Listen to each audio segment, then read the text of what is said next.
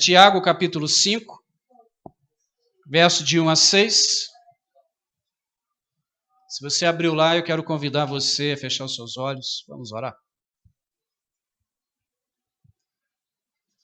Pai, quero louvar o teu nome, te agradecer pela tua manifestação em nosso meio, pelo jeito que o Senhor já nos falou, através das músicas, das orações, das apresentações musicais, através, Senhor, do Eduardo Henrique, ao ser apresentado, o Senhor nos falou.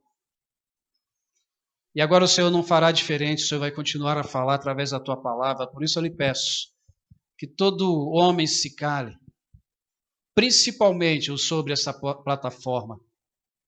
Que teu Espírito Santo encontre ouvidos prontos para ouvir a tua palavra, corações abertos e mentes prontas a serem transformadas pelo Senhor. Revele a tua vontade, ó Deus. É que eu te peço em nome de Jesus. Amém e amém. Tiago capítulo 5, versos de 1 a 6. Agora prestai atenção, vós ricos. Chorai e lamentai por causa das desgraças que virão sobre vós. Vossas riquezas são podres e vossas roupas roídas pela traça. Vosso ouro e a vossa prata estão enferrujados, e a ferrugem testemunhará contra vós, e devorará a vossa carne como fogo. Tendes juntado tesouros nos últimos dias. O salário que desonestamente deixastes de pagar aos trabalhadores que colhem nos vossos campos, clama, e os clamores dos ceifeiros chegaram aos ouvidos do Senhor dos Exércitos. Vivestes em delícias sobre a terra, satisfazendo vossos prazeres. Engordastes o coração no dia da matança. Condenais e matais o justo, e ele não vos oferece resistência alguma. Que o Senhor aplique a sua palavra em nosso coração. Dinheiro não é problema, já ouviu isso? É a solução. Depende. Porque essa frase, na verdade, ela é dúbia. Porque essa frase, para muitos, o dinheiro não é problema porque conseguem pagar tudo, o dinheiro está sobrando, está dando. Então, realmente, ele não é problema. Para outros, o dinheiro não é problema porque ele falta mesmo. Então, não tem problema nenhum com ele. Está faltando. Para outros, o dinheiro é um problemão justamente porque falta. Porque não administram bem por vezes, ou porque o salário é pouco, ou porque são roubados pelos ricos. Como Tiago está falando aqui, escrevendo para ricos, que provavelmente esses ricos não são cristãos. Porque ele não traz aqui nenhuma palavra de arrependimento, mas sim uma palavra dura de juízo sobre esses ricos. Então, com certeza, ele não escreve para ricos cristãos, mas para ricos que exploravam o povo, exploravam os seus trabalhadores, como ele diz, que não pagavam o salário dos ceifeiros. E Tiago vai escrevendo isso justamente porque esse dinheiro que esses homens tinham era um dinheiro que os condenava. E é interessante que quando nós olhamos a pobreza ela denuncia o nosso egoísmo. Pobreza, ela denuncia o nosso jeito egocêntrico de viver. E isso não foi o plano de Deus para a humanidade. Na verdade, Deus criou a humanidade para que todos tivessem tudo como igual. Quando nós lemos Levítico capítulo 25, a primeira parte de Levítico, ele vai falar que a terra deveria descansar por 6 anos trabalharia, e o 7º ano a terra iria descansar. E depois ele vai dizer na segunda parte desse texto, que a cada 50 anos as terras deveriam ser devolvidas, os escravos deveriam ser soltos, com uma única finalidade, para que a próxima geração não passasse por dificuldades. Deus nunca quis a pobreza. Não foi, isso não estava nos planos de Deus. Isso é resultado do nosso pecado. Isso é resultado do nosso egoísmo. É interessante quando a gente começa a perceber isso, que Deus queria tudo comum, que quando Jesus vai ensinar a oração do Pai Nosso, ele já começa dizendo, Pai Nosso. O Pai é de todos. E depois ele fala assim, o pão nosso. O pão é para todos. Você já sabe que quando ele fala do pão nosso, ele faz a referência ao maná que caía no deserto. E quando ele fala do pão nosso, se referindo ao maná que caía no deserto, ele falava justamente do maná que caía na sexta-feira, que já era providência para o sábado. No sábado não teria maná, eles pegavam em dobro. Jesus está dizendo, olha, Deus cuida tanto de vocês que Ele já supre o próximo dia. Então o pão é nosso, Deus é nosso. E aliás, Jesus, antes de morrer e ser preso e morrer, ele tem uma conversa com seus discípulos ensinando em João capítulo 14, verso 2, e diz que na casa de meu pai há muitas moradas. Se não fosse assim, eu não teria dito, vou preparar lugar. E é interessante que o céu é o lugar para todos. Todos aqueles que se arrependem dos seus pecados e creem em Jesus como Senhor. O céu não é para um grupo fechado. O céu não é para uma meia dúzia de escolhidos. O céu é para todos. O próprio Deus deseja que todos sejam salvos. Que todos se arrependam. Que todos sejam transformados à imagem de seu Filho, Jesus Cristo. Infelizmente, nem todos querem. Nem todos desejam isso. E a esses, infelizmente, não herdarão os céus. Mas é interessante que nós, com o tempo, fomos ensinados que nós teremos uma mansão no céu. Já ouviu isso? A gente morrer, aí vai para o céu e vai ter uma mansão. Cada um vai ter uma mansão. E dependendo do jeito que você viver aqui na Terra, ainda ensinam assim. Tua mansão vai ser grande. Ruas de ouro. E aí a gente começa a ver uma certa competitividade dentro da igreja. A gente começa a competir entre nós, que quanto mais santo, melhor a casa. E aí a gente começa a viver aqui na terra, querendo o céu, como se fosse a terra. Mas Jesus ele não ensinou que nós teríamos uma mansão. Jesus ensinou que a casa do Pai tem muitas moradas, e o termo ali são quartos. Então a casa de Deus é tão grande que tem quartos para todos nós. Nós vamos morar na mesma casa. Frustrei alguns aí que não vão ter mansão no céu. Mas não se preocupa, você vai ter um teto.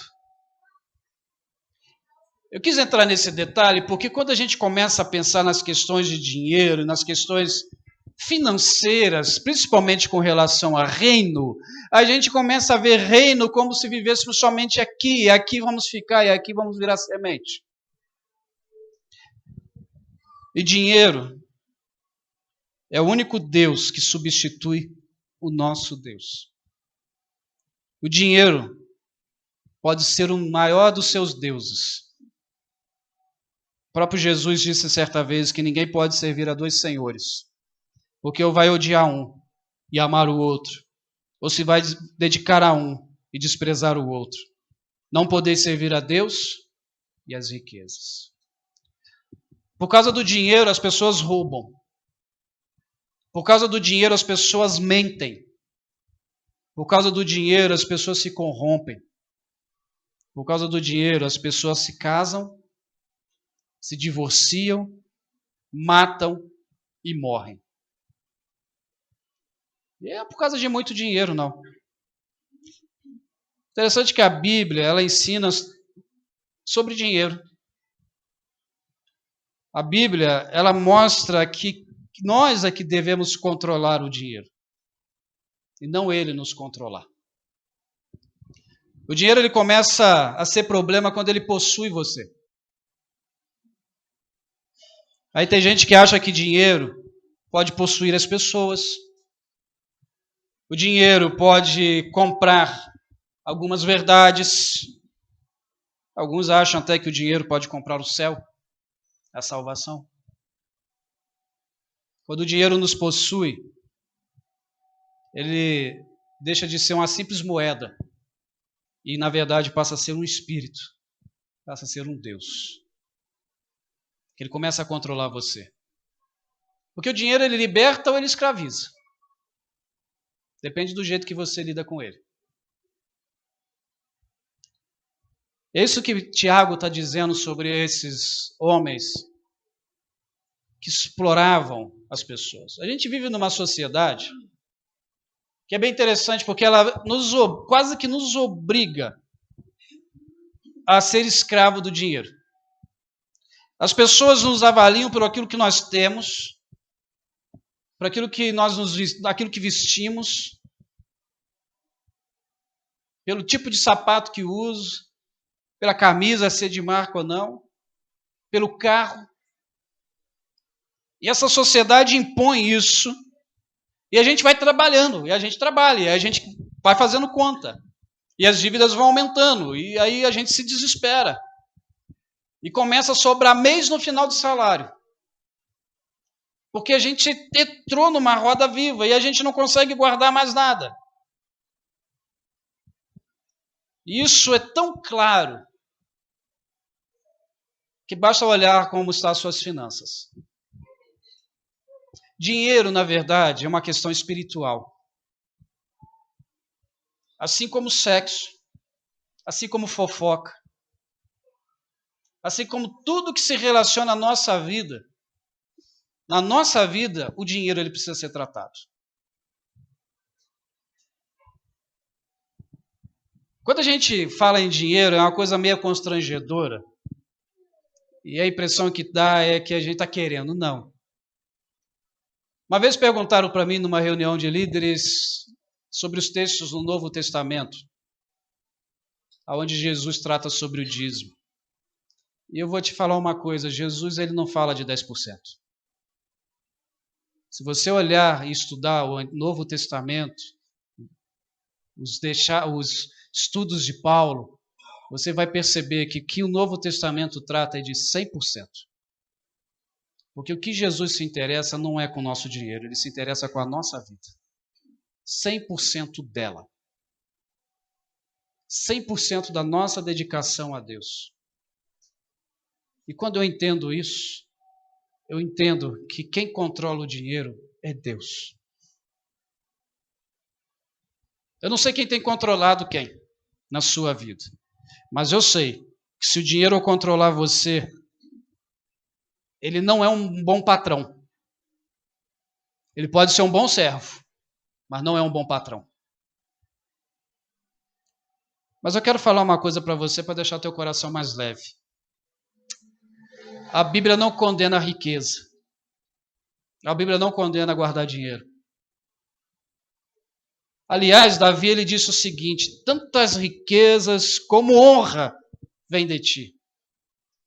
Moisés ele vai dizer que, pelo contrário, tu lembrarás do Senhor teu Deus, porque Ele é quem te dá força para adquirir riquezas, a fim de confirmar sua herança que jurou aos teus pais, como acontece hoje. O problema do dinheiro é onde eu coloco o coração. O problema da riqueza é como eu ajo e lido com ela. Eu quero contar 2 casos para vocês que estão na Bíblia, bem diferentes. O primeiro é de Ananias e Safira, no capítulo 5 de Atos. Eles venderam um terreno, chegaram diante dos apóstolos e mentiram sobre o valor do terreno. Entregaram a oferta. E Pedro perguntou, mas é esse valor mesmo? É. E diz lá que Ananias cai durinho no chão. Chega a sua esposa, Safira, tá? E pergunta, foi esse valor mesmo que vocês venderam? É. Por que vocês entraram em acordo para mentir? E caíram duros. Mas detalhe. O detalhe que às vezes a gente não percebe no texto. Eles não eram obrigados a entregar nada para os apóstolos. Pastor, mas eles venderam o terreno. Não, mas não está ali dizendo que eles tinham que entregar.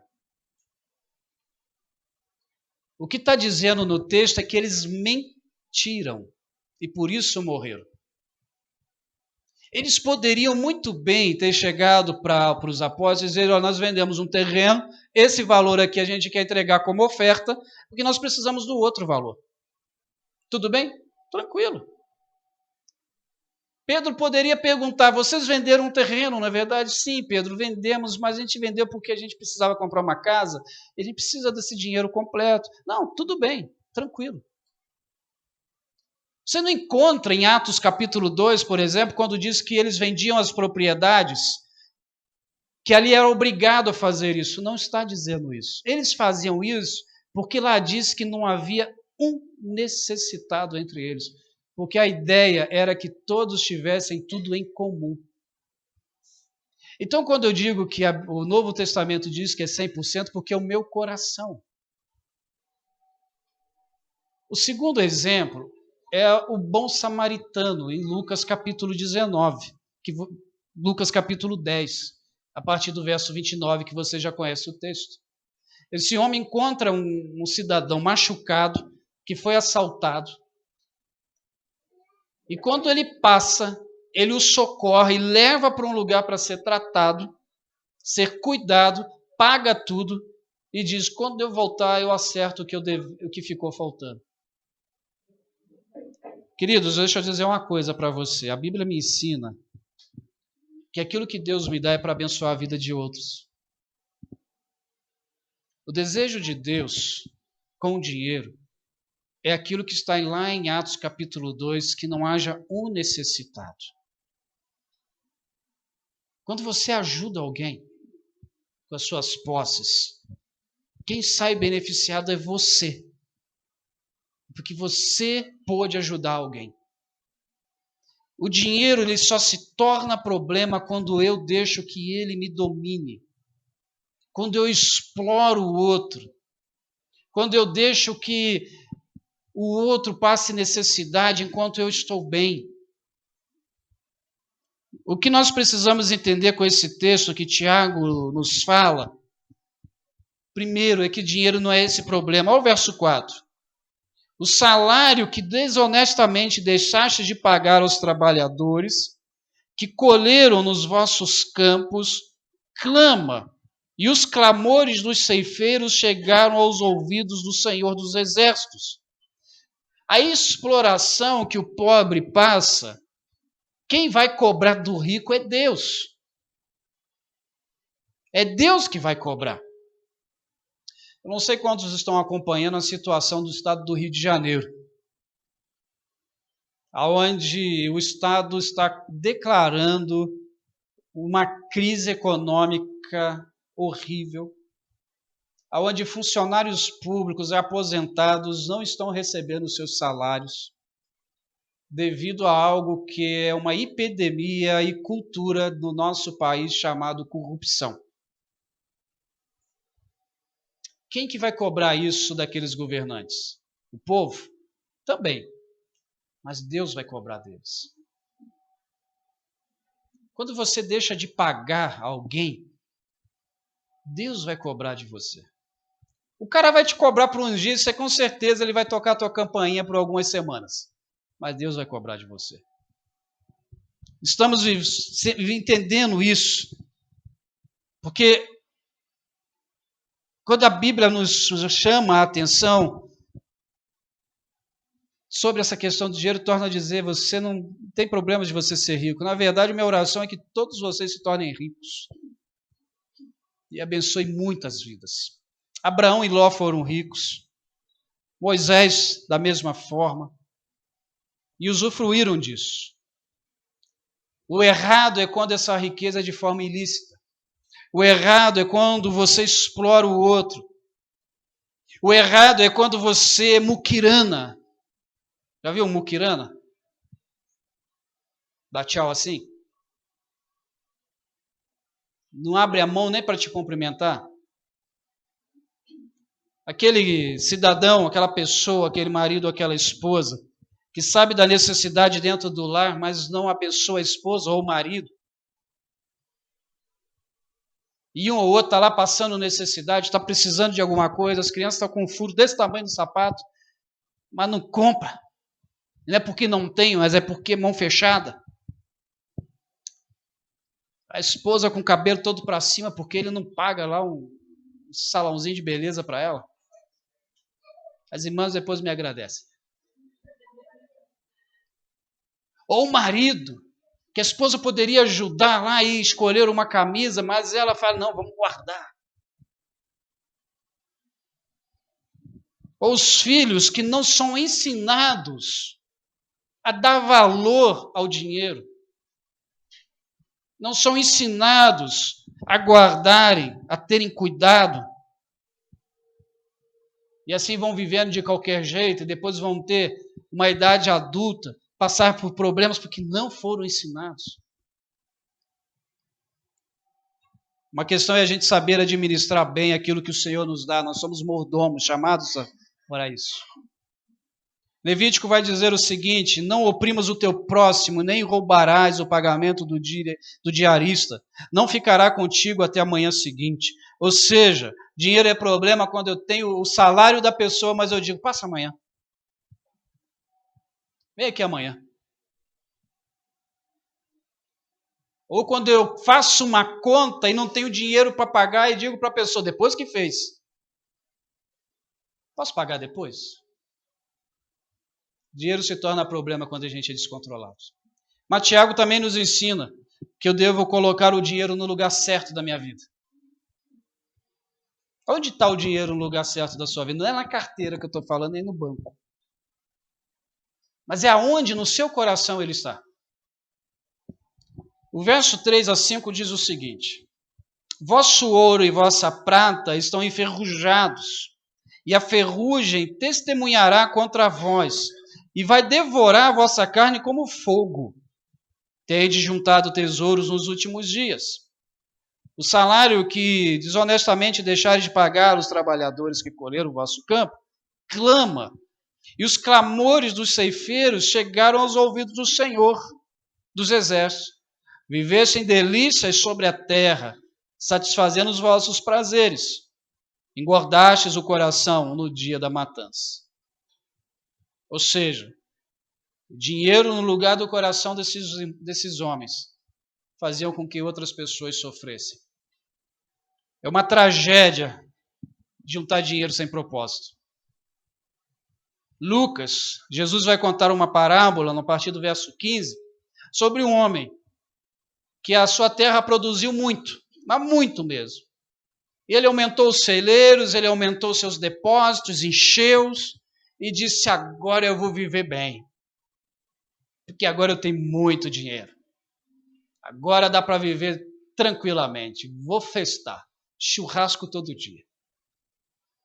E Deus olha para aquele homem e diz o seguinte, seu tolo, hoje mesmo a tua vida será tomada. Para quem você vai deixar isso tudo? Aonde está o dinheiro na sua vida? Conta-se que um homem, antes de morrer, ele fez 3 pedidos. O primeiro pedido era que o caixão dele fosse carregado pelos melhores médicos da atualidade. O segundo pedido, que toda a sua riqueza fosse jogada na sua frente enquanto o caixão ia até o túmulo.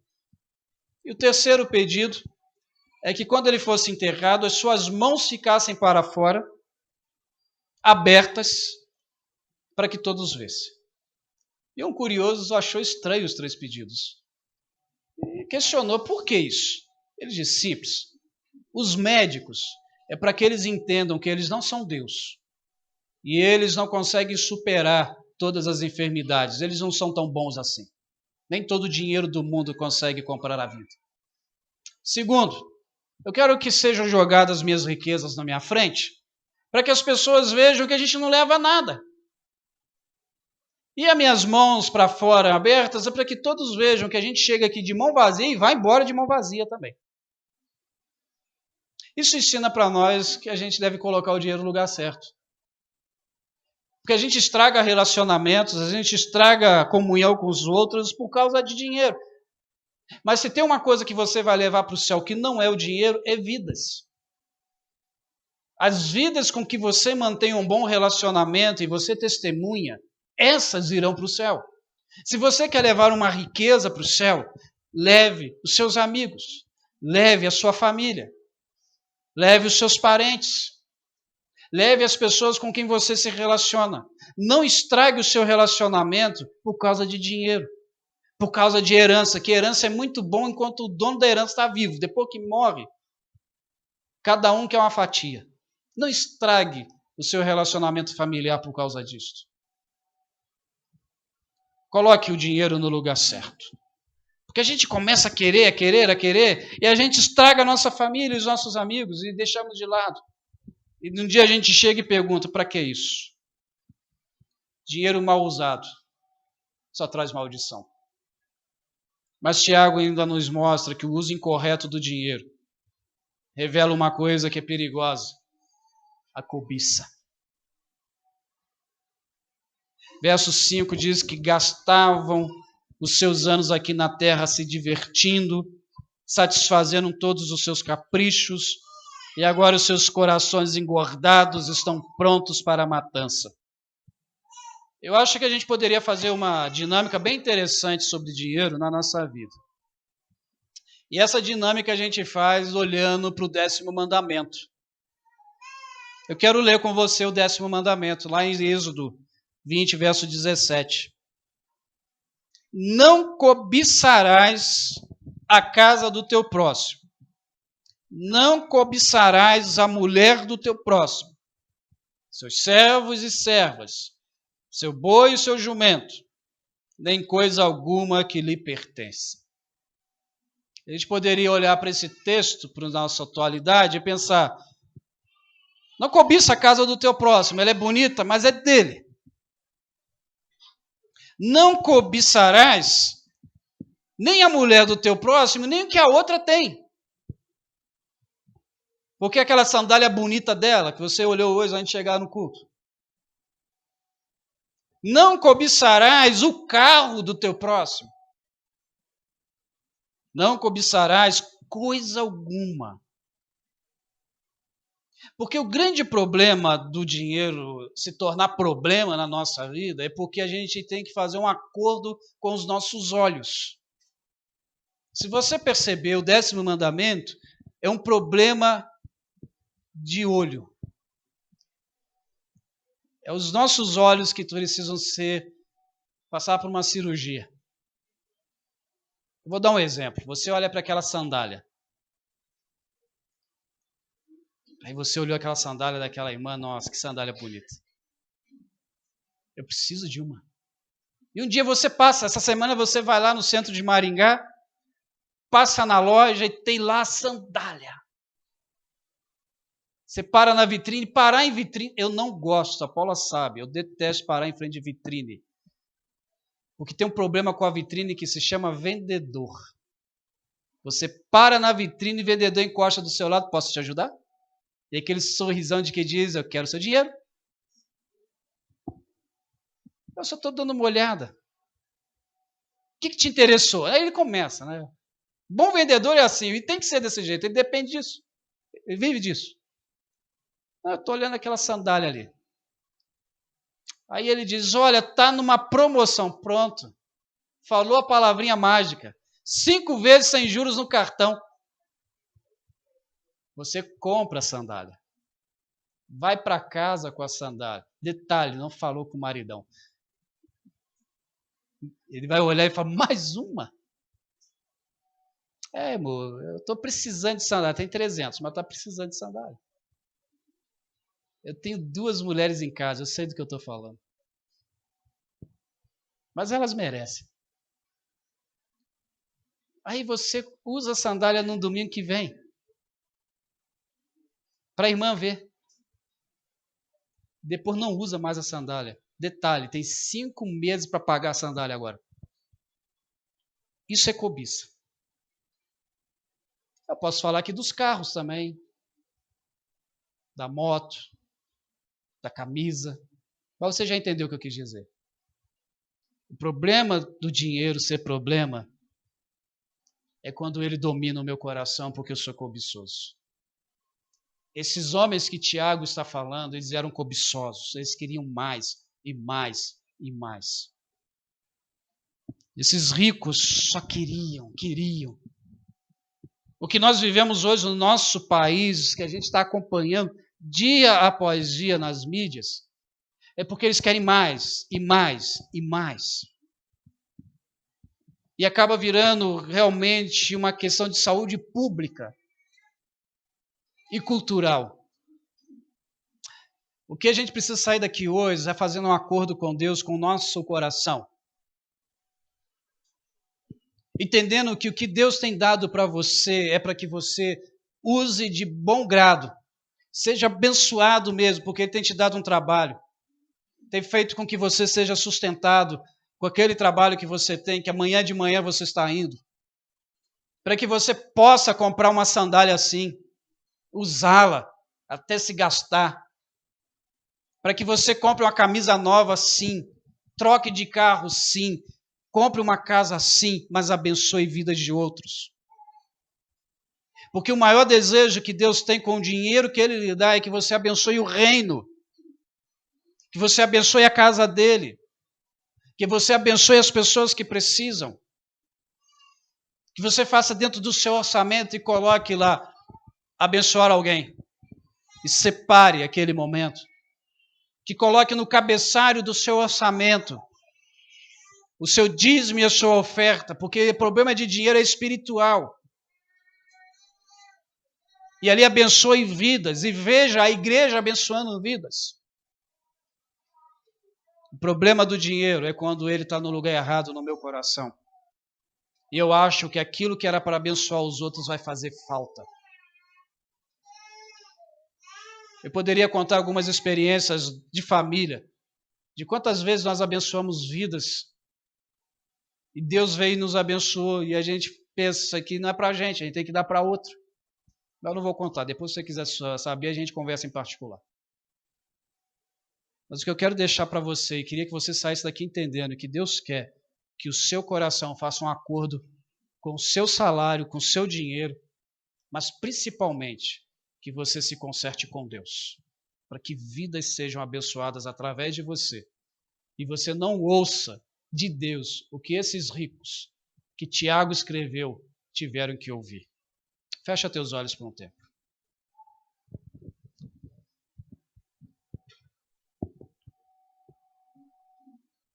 Jeremias vai dizer que o coração é mais enganoso que qualquer outra coisa, e a sua doença é incurável. Quem é capaz de compreendê-lo?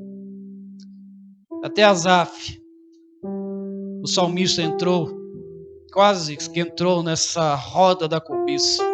Quando ele olhou para os ímpios que prosperavam e ele se questionou por que ele se mantinha tão puro.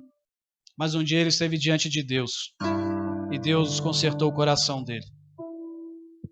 É momento de você pedir a Deus que Ele sonde o teu coração. Deus não se interessa se você está ou não dando dinheiro para alguém. Deus se interessa como está o teu coração, como está a sua vida com Deus. Porque se você ama a Deus e diz que ama o próximo, mas não abençoa o próximo, você mente. Então é hora de você se consertar com Deus. Talvez você se preocupe tanto com o dinheiro que não percebeu ainda que tem perdido a família. Não percebeu ainda que tem perdido os filhos. O relacionamento com o marido ou esposa. Talvez o teu problema são os teus olhos. Você não pode ver nada porque quer também. E não percebe aonde está entrando. Consagre a tua vida a Deus nesse momento. Leve o teu coração até o Senhor. Pai, como disse Jeremias, enganoso é o coração. Por isso, Senhor, consagramos o nosso coração na tua presença nesta noite. Consagramos a nossa mente, os nossos olhos, as nossas finanças.